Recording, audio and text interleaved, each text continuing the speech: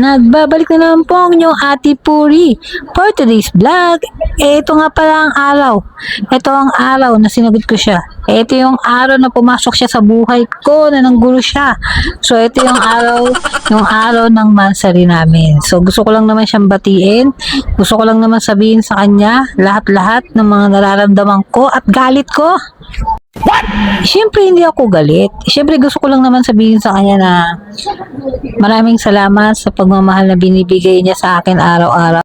At maraming salamat din dahil kundi dahil sa iyo hindi ko lalaki ng ganito.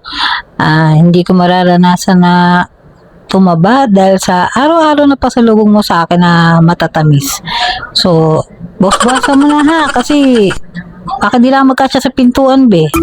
Salamat din at napaka-supportive mo talaga dahil sa lahat ng gusto kong puntahan at gusto kong applyan na maraming failed pero darating din yung araw na magiging success din tayo. Ika nga, sa-success din tayo pag sumakses na, 'di ba? At yun lang naman ang gusto kong sabihin sa iyo na iwasan ang dapat iwasan, alisin ang dapat alisin. Kung hindi makakabuti para sa iyo, huwag mong gawin. Yun lang, maraming salamat. Happy Mansari sa ating dalawa.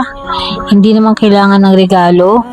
Basta alalahanin mo lang yung araw na ito dahil ito yung araw na sinagot kita at pinikot mo ko. Yun lang, maraming salamat bebe. I love you, mahal na mahal kita. Sige, hindi ko na papahabain. Yung naman ang gusto ko sabihin sa ibe. I love you, mahal na mahal kita. Sige, dito na nagtatapos ang aking vlog. Babu!